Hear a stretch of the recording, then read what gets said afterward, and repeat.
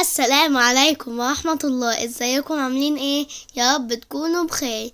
احنا النهاردة رايحين متحف الصيد في قصر محمد علي. يلا بينا يلا بينا. متحف محمد علي من ضمن 3 متاحف فيهم حيوانات في مصر، منهم متحف الصيد بقصر عابدين ومتحف الجيولوجيا المصري.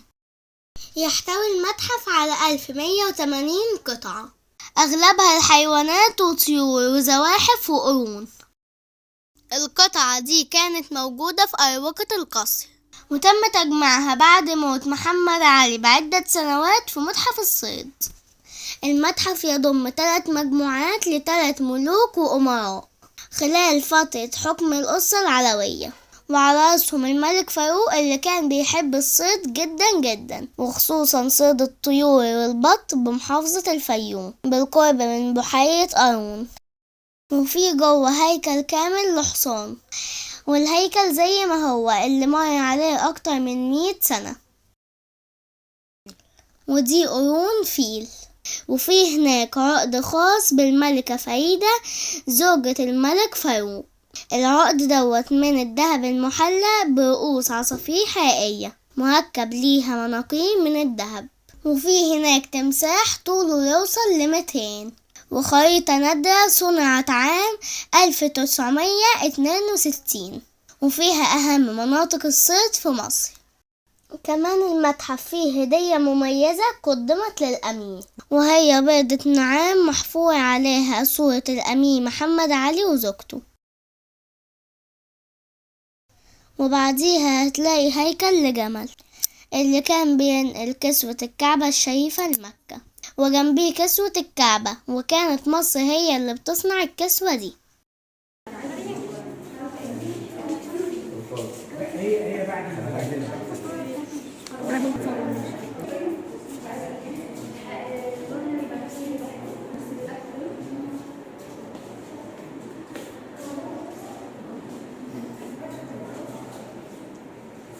وكان فيه فراشات كتيرة قوي محنطة.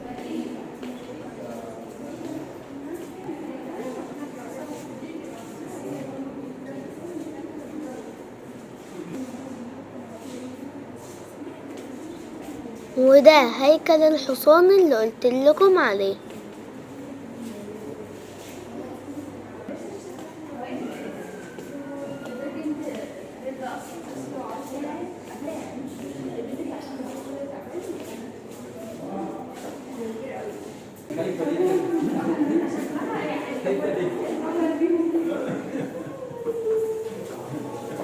كبرى يا هلا.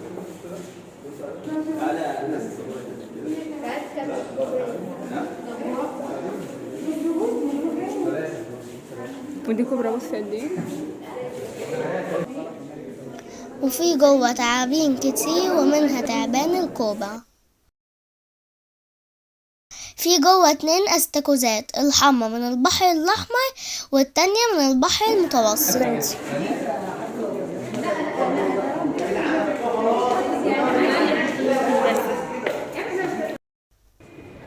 وده المسجد الموجود في قصر محمد علي.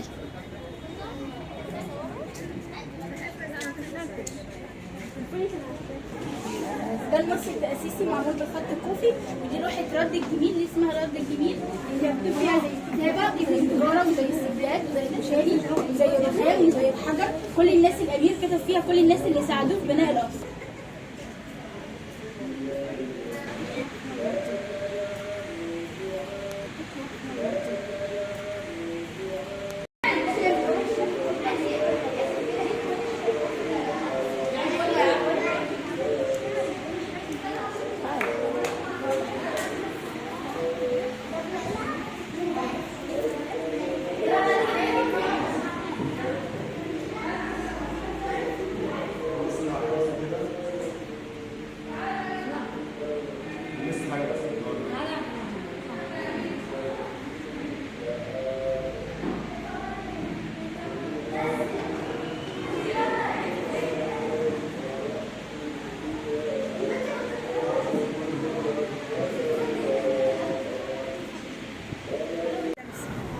برج الساعة مين اللي عملها؟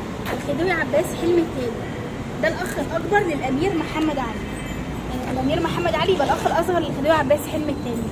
وده برج الساعة في قصر محمد علي. لو بصينا على العقارب فوق هنلاقيها على شكل تعابين.